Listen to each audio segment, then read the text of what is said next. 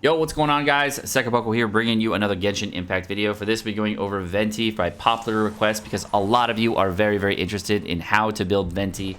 You have been asking about different characters, and I thank you so much for all the support on the YouTube channel, of course, recently. And, of course, if you do want to see the next video for this one, if we get this video to 1,000 likes, I will do the next video for the top voted comment for the character that we're doing it on. So this time around, of course, from the Zhangling video, it was Venti. So, of course, we're going to be doing it for the next one. Whatever the top voted comment, we'll do next. So guys, without further ado, let's go ahead and jump right into it.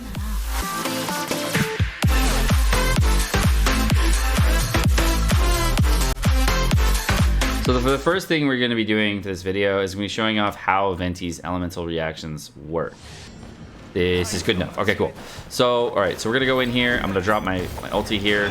Great. My fish will come out. Boom. Okay, I'm going to use Venti to start charging up here. Get some ulti ready.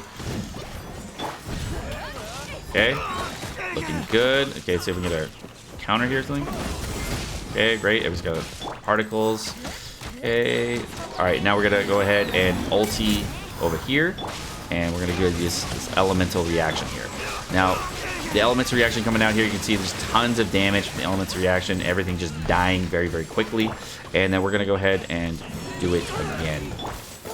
So Venti's ultimate's up again. I'm gonna go ahead and ulti again here, and then we're gonna go ahead and use Mona here to use more elemental reactions in the cluster plug. So this is a very cool way to use Venti. As you can see, tons of elemental reactions just over and over and over. Probably one of my favorite ways of using the character. And then we just use again. This time I have water reactions, I think maybe. Okay, we're gonna use this again, and more water reactions. Bam, more water reactions, more reactions. As you can see, just ridiculous damage on this unit. Definitely one of the best units of the game, just because he can do so much cool stuff. And again, we have the ulti up again because of all the reactions we just did. And then we're gonna use another ulti again, and then we're gonna do another over here. And you can see that. Oh look, we got another ulti again, and then we're just chain on this one right here. Okay. Okay, and then we can go ahead and just finish out the fight with only one unit. And we're done. And finish it with Venti Ultimate for no reason whatsoever. Cool. So that is how Venti works with elemental reactions to get large amounts of damage against enemies.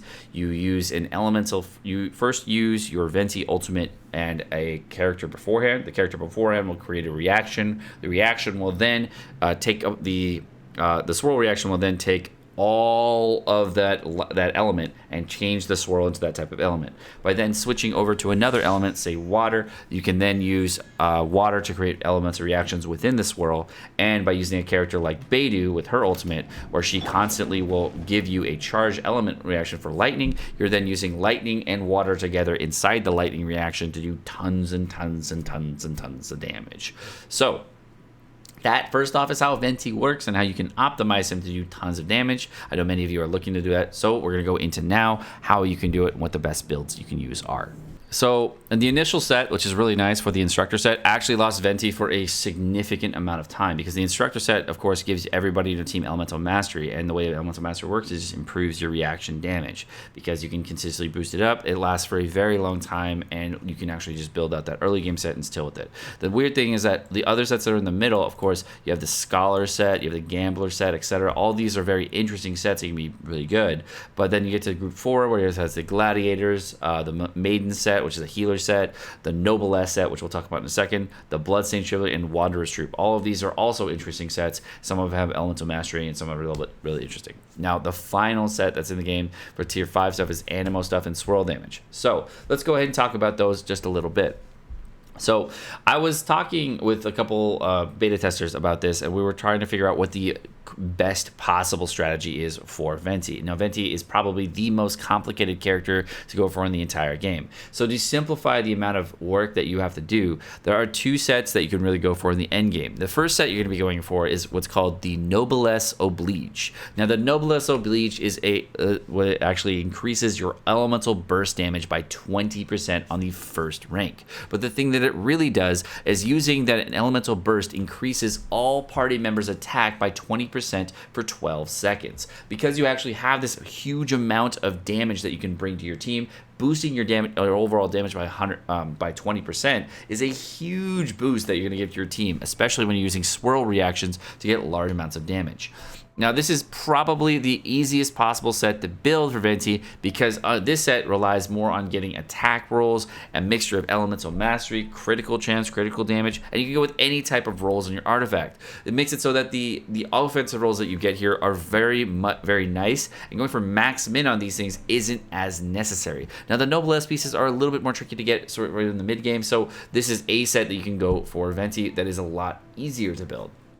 Now, a much more difficult build to go for, which relies on a little bit more complicated stuff and how you can maximize your swirl reactions, etc., is the Viridescent Venerer set. And this set in particular is really good for maximizing swirl reactions and making sure that if you do have a team that has other characters on it that has high elemental mastery, this will actually be exceptional. Now, the reason this set is an exceptional build is because you actually can increase your swirl damage. Swirl damage will, of course, be boosting will take the element and boost the type of element that it takes. So let's say you use a lightning attack first on Venti for official, and then the swirl reaction is now you use the Venti swirl. Now it's a lightning swirl, so it's a lightning based attack. That then, if you use the swirl effect, if you use a water attack with it, will then get superconduct, etc., and you get other types of reactions with it. So you need a character that is going to be one of your bigger DPS characters that's going to have a high amount of elemental mastery to then proc your elemental reactions with the set. And then it becomes this huge, like, is this a better set? Is this other set the better set? It becomes this really interesting, like, how you can max min swirl damage kind of thing. And again, very complicated to maximize damage in this facet. When we get better at the game and trying to figure out what the best maximization of swirl damage is and try things like that, that would be a really good recommendation for you for the Viridescent Venerer set. But if you're looking for a face roll, go with the Noblesse Oblige. It's way easier to understand and maximize. And if you really just want to stay with an early game build and stay with the Instructor set, which is actually really surprising, is still a very, very good set and might even be comparable to the Noblesse Oblige. You probably have to check and do some testing yourself on this to find the differences between the sets, because Venti is one of those characters that can do very, very well with the Instructor set, and you can as you can see, I'm actually in floor 9 of a Spiral right now, and he's doing a very, very large amount of damage with the Elemental Mastery build. So for weapons for Venti, what's really interesting is there are 2 5-star weapons that are available for all archers. There's the Skyward Harp, which is a very, very good critical damage bow and very, very good for people that are going for crit-based builds. And second is the Amos bow, which is going to be good for normal attack damage as well as aim shot damage. And this, of course, is going to increase swirl damage that you can have from your charge attacks from Venti. And that is a very cool thing that you can use if you want to use charge attacks on Venti to get more swirl attacks and get a lot of more elemental reactions if you want to use charge attacks as your primary. However, what I recommend doing is actually staying away from the 5-star weapons on Venti because he is more of a support character. And the bow that, of course, I go with on Venti is what's called the Stringless. And the Stringless, of course, is going to increase elemental skill damage and elemental burst damage by 24 to 48%.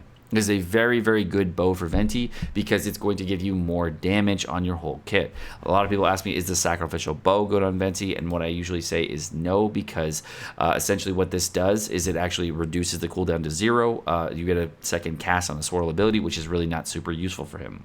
Now, one of the bows that does come out is called the Black Cliff Warbow. This is also an interesting bow for Venti because it actually, when you're doing a swirl animation or you're doing your actual attacks with a swirl, you're going to be using it on multiple enemies, not usually a single target. And because you're doing that, you're going to get kills along the way, which is going to boost your overall attack. This is actually a decent bow for Venti. I don't know if it would be the best bow, but if you're looking for a subsequent bow to go for, that would be another bow you can actually get. Now, the best 3-star bow for Venti, if you're looking for a super budget build, of course, is going to be the Raven bow. This bow right here is going to increase damage affected by Hydro or Pyro, so I recommend running, of course, this with a Hydro or Pyro character so that you can get more elemental reactions from that. So, of course, this would be good with a character like Diluc if you were going to be using against with the Diluc, or like Mona, so Venti Mona or Venti Diluc. This is a really, really good bow for those kinds of combinations, so definitely a very smart way to go for budget build Venti. the reason I talk so much about going into Venti in detail about elemental management and reactions is because if you look at Venti and his overall set, go to his constellations. Now, Venti starts off with getting an aim shot and 2 additional arrows for his aim shot, but if you go further into his dupe tree, pretty much everything is based on animo damage, and it's more animo damage, etc., and reducing animo damage, resilience, and all that stuff, which is really interesting because for him, this is like this right here for the Storm Defiance. This is really similar to how the Wandering, the last set works. The Viridescent Mariner set. This is a very, very similar passive to the Viridescent Mariner set. And what I was thinking is like there could be a lot of reasons to build out for Venti for an animo based build. But what I found is that since he doesn't really have anything that really scales very heavily off NAD in his overall set, for his passives, everything is based on his actual ability, getting an ultimate back. He doesn't really have anything based in normal attack damage. My personal recommendation for Venti, as far as should you go for a normal attack build, is kind of no, but you can, and if you do want to, you can go with other things. I mean, he's not really a main DPS, but you can use him if you want to. I just wouldn't recommend it. Now, one of the reasons that the Viridescent Mariner set and the constellations for Venti are really interesting is because apparently in this game resistances can fall below 0, so you can actually get large amounts of damage if you make them take more damage from lower resistances. So just be sure to if you're going to be building Venti or building any character, like building Venti in this particular manner, you want to build in a very smart fashion toward the best possible damage by doing the easiest thing for you as a player.